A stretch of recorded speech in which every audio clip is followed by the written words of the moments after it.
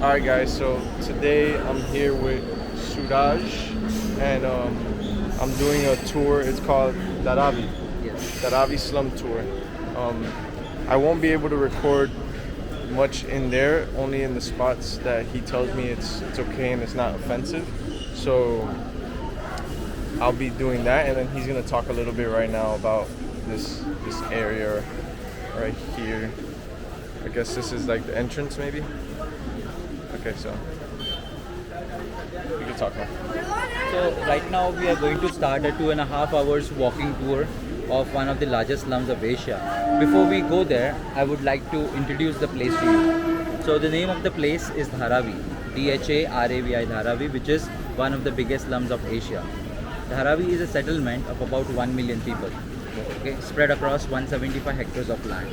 So 175 hectares of land, this is as same as 500 football pitches put up together. Wow. It might look very big to you, but it is very, very small for 1 million people, because the density population of Dharavi is 570,000 people per square kilometer.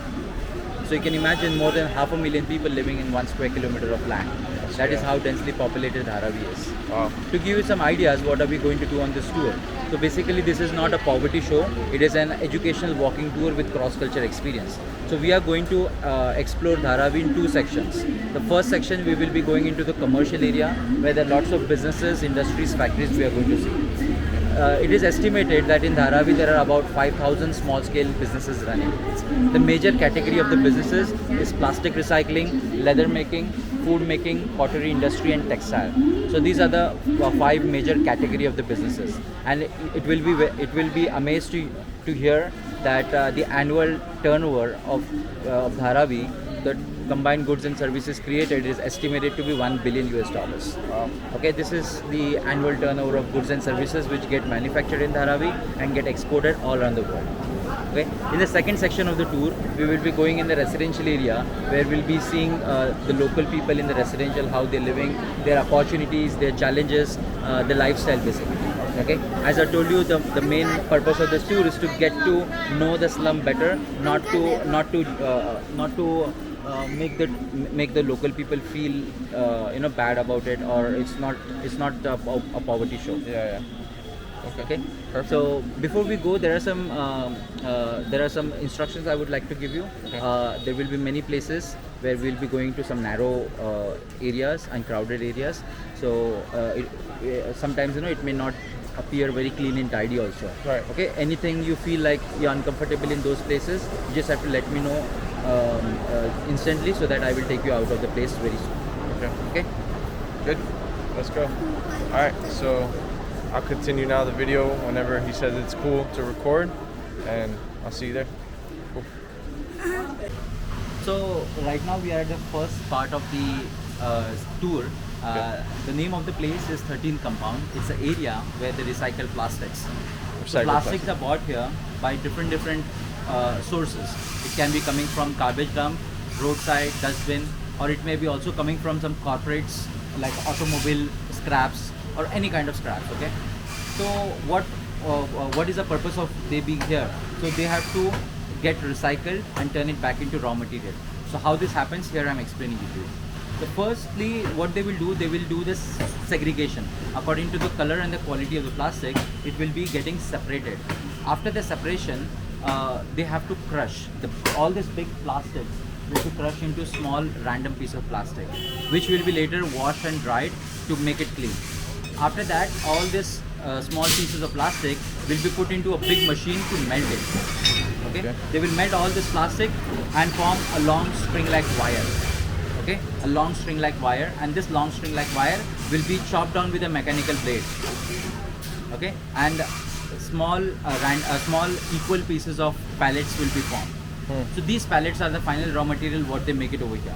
Later these pellets will be offered for sale to the big plastic making companies all around the country, and the plastic companies can purchase this raw material pellets and shape their products. It can be like shaped as plastic bucket, toy car, mask, chair, or any other shape of the plastic. Okay. But these plastic pellets are recycled plastics, so they cannot be used for making any food packaging. Okay, like no water bottle, no food container, medicine bottle. Okay. Anything which is used for edible packaging, it's not used for that. Okay. They could make a chair or a mask or something which is non-edible. Right. Okay. Okay. So this is, I hope this is clear. Yeah. I will be taking you to more places such as this. Okay. This is a little look at the place.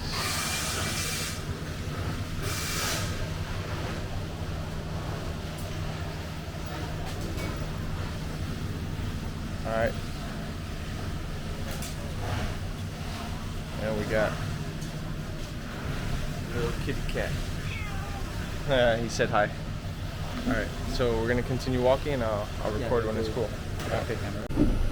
So after visiting the market area, right now we are at a leather factory. So let me tell you, animals such as goat, sheep, bull, buffalo, these animal skins are bought from the slaughterhouse and butcher house around the city, and then they have to send for tanning. So tanning is a process where they have to remove the hair from the skin. So after the tanning happens into different cities, it come back to Dharavi. And in Dharavi they have to first wash it. After washing, they have to dry. Okay, this is how it looks like. Okay, with no color. Then they have to spray some color on them. So the spray color may look something like this. Okay. Now this is like maroon. It can be brown, it can be yellow, it can be red, black, any color. Okay. And this is the suede side. Sweet. The suede leather. Yeah. Which yeah. still need to be worked out. Okay. Right. And after it's getting colored, what is happening here, it is getting ironed. As we iron the crumbled shirt, so they are ironing a crumbled leather. Ah. Let me show you. Yeah.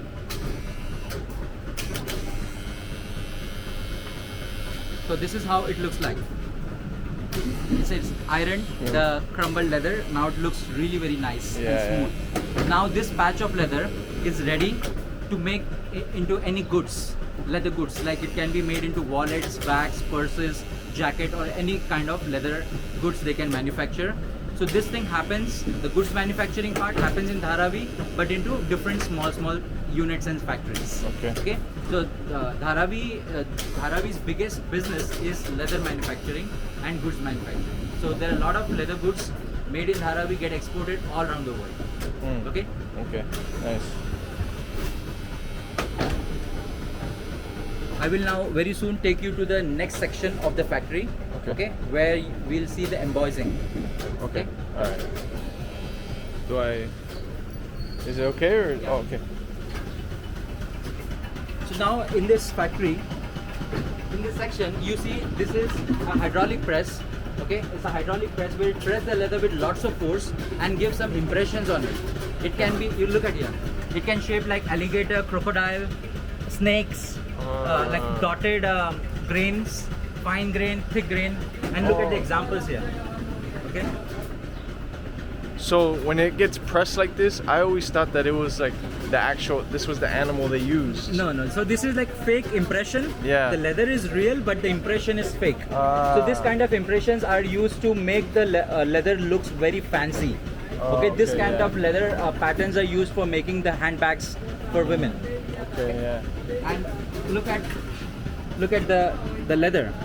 You can see like really very fine grains on it. Yes, I see it. So that fine grain comes with the press, with the hydraulic press. Also, the hydraulic press Yes. presses that finely. Wow. Okay, please come. Okay.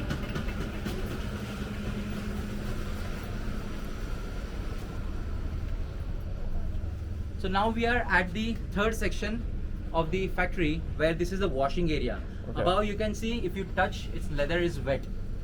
Oh yeah. Okay, and this is a big washing machine. This machine can wash up to 5,000 pieces of leather at a time. Wow. Inside they put a lot of leather, soap, detergent, water, and it rotates with a mechanism so it gets clean. Okay. Okay, you could go forward and have a look. They are freshly removing the leather. So this is the washing machine. Okay, go forward. Right. Put your hand in. Hello. Put your hand in. So that's a big washing machine in here. This is wood. Wood. It's a wood, yes. Yeah.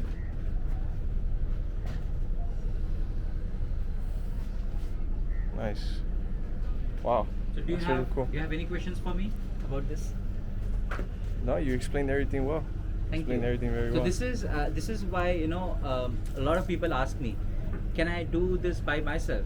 Of course, you could do it by yourself with not much problem. Nobody is going to be angry. But the thing is, what do you desire? You want to be just wonder without any understanding, or you want to Yeah. get an explanation and get a proper tour with all the history and what are all this thing. For So sure. a person who spends an entire day, 12 hours in Dharavi will not get even 1% of what we are learning on the 2.5 hours tour. Right. Okay. So this thing comes with many years of combined content. Right. Let's do it.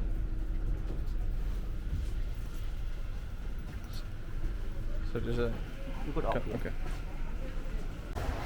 All right, guys. So we're about halfway through the tour, maybe like 50-60% done.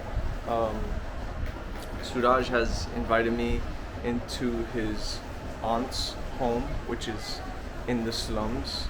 Can I just show like right here real quick? So I'll show you real quick. We came in from right here. There is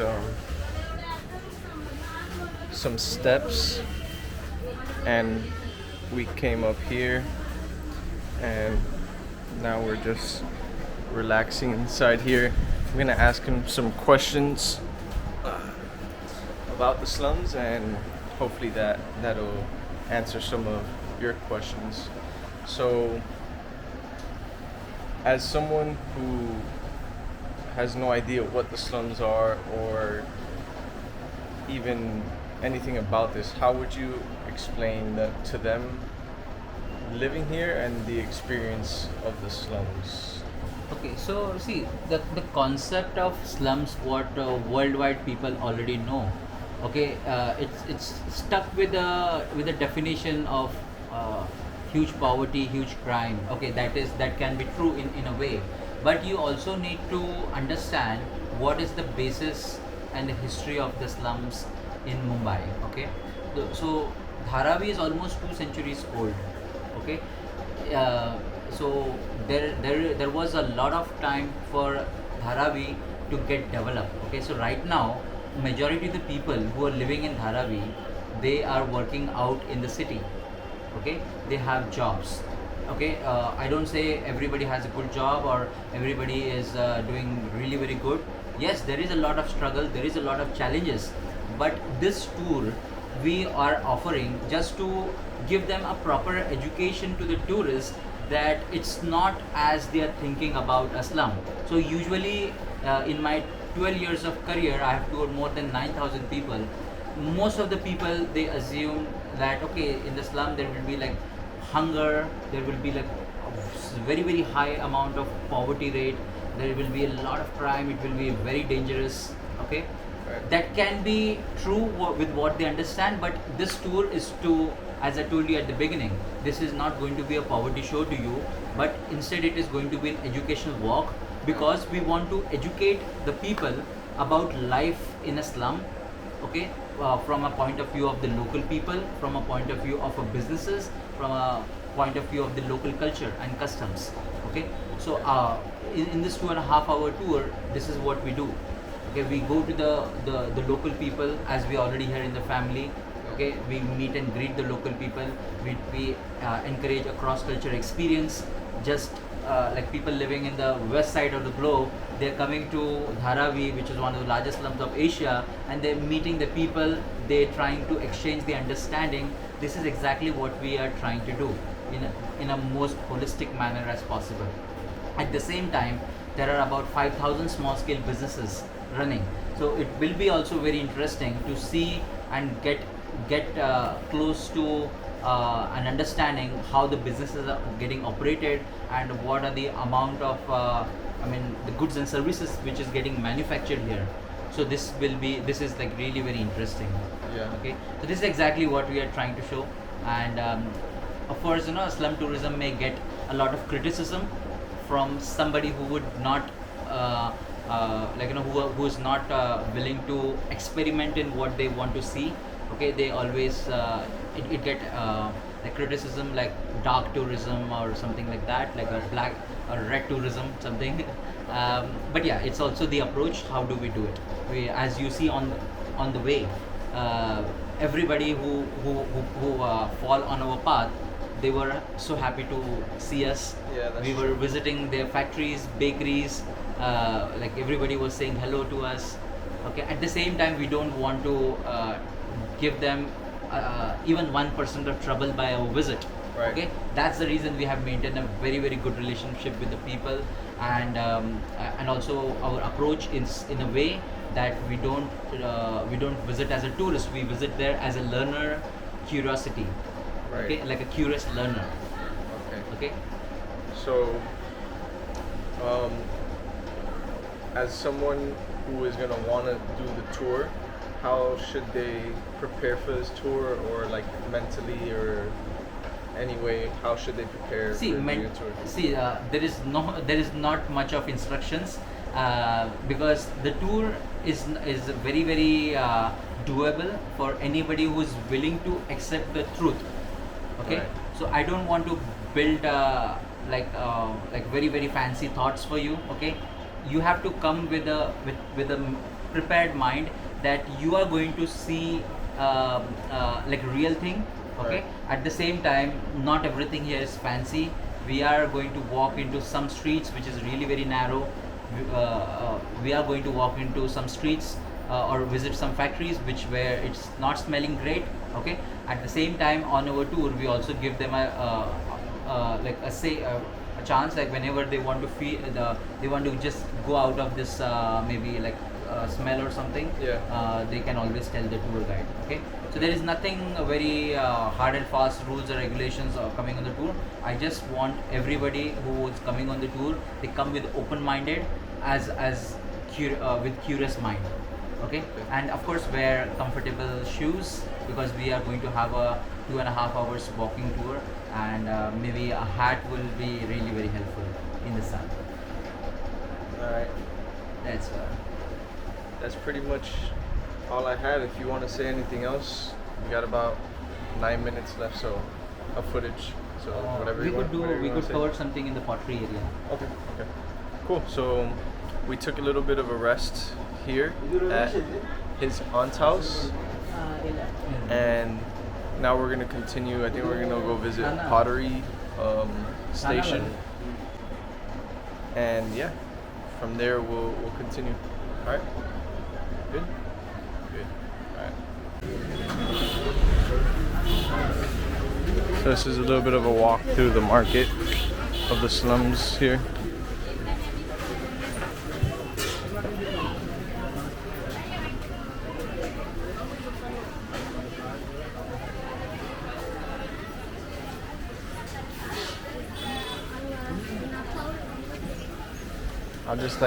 I'll try to keep it discreet right here.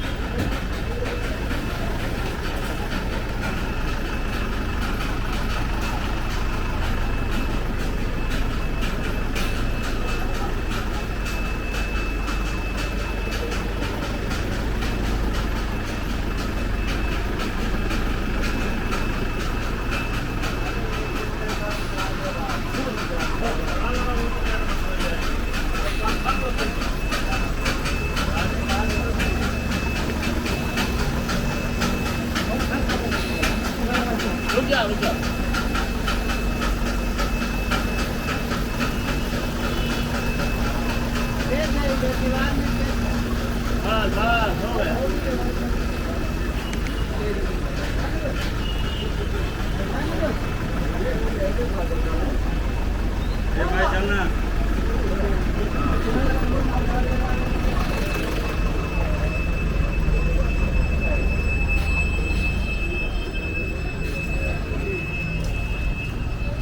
so that was a little walk through there. I got about 6 minutes footage left on this, so I'm gonna continue recording once we get to the pottery place, and then a little bit of footage for the end. But that's it.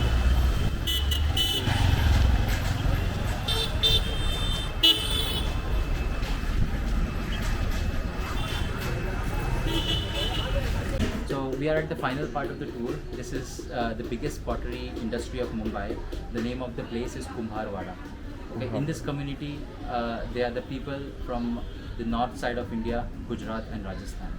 And this is their family occupation to make clay pots. The clay is brought from the countryside, and after bringing it here on the spinning wheel, they make the different shapes, as you can see over here. So different shape of the pots, the usage becomes differently. So all this kind of pots, all the shape of the pots is first made on the spinning wheel. After that, they have to dry it in the sun. Okay, to dry it in the sun, it takes a lot of hours. And in the monsoon time, it really slows down. Right now, it is a monsoon time, so that's why the business slows down. Yeah. After drying, they have to bake it in the kilns. Kilns means oven. Okay, where they bake the pots for 8 to 9 hours, and it requires the whole night to cool down the pots. Okay, after cooling the pots, they will be colored, some basic coat of color, and then if needs to be more artistic, they will be doing some artistic paint work on it. Nice. So we'll make a 10 minutes walk in the community and get an understanding of how the pottery industry works. Okay. Over here, they make different shapes. Like this can be used for rituals. There can be like small cups which will be used for like a teacup. Yeah. There will be bigger water pots. Okay. At the same time, like flower pots and different shapes. Okay. Okay. We'll observe a lot of things. Okay, cool.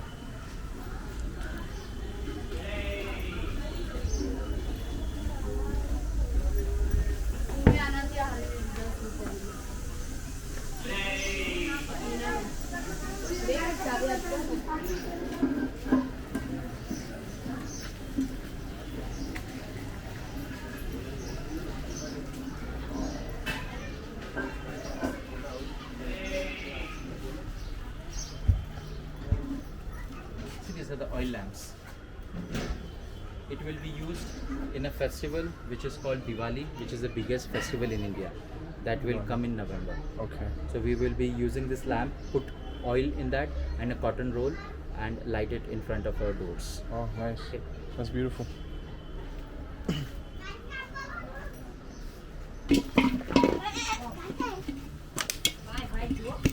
Careful, careful. Sorry. Hi. Hello.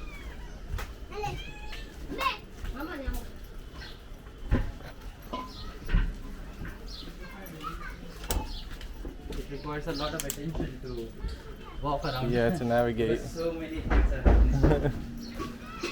Mahek, toothpaste garba Mahek.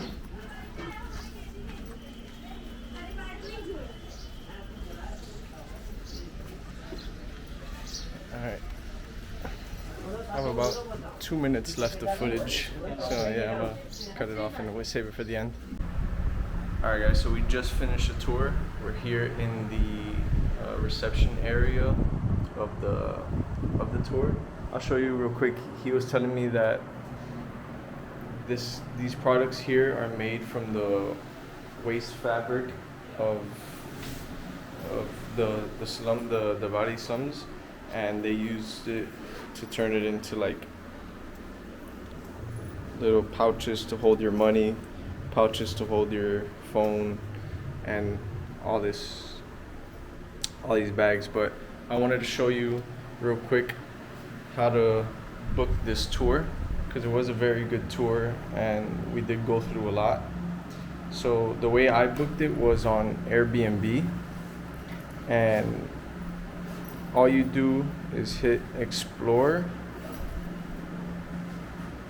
Well, the way I did it was I booked a Mumbai Airbnb, and then once I did that, and you scroll down a bit, there's find things to do near your stay. So the tour is one of these, the Dharavi Slum tour, and it's hosted by Jitendra, but he works with Suraj, and then they do the tour itself. So I got like 50 seconds left, but I booked it through Airbnb, and I would definitely recommend doing this tour. It was very unique tour to see everything. It was a very good experience. So you say bye to Suraj, you say bye everything. Thank you very much for coming on the tour. Yes, and that's it. Thank you. So if somebody wants Also, if you're not using Airbnb, you could contact them here, Boundless Explorism, and that's all the contact information right there.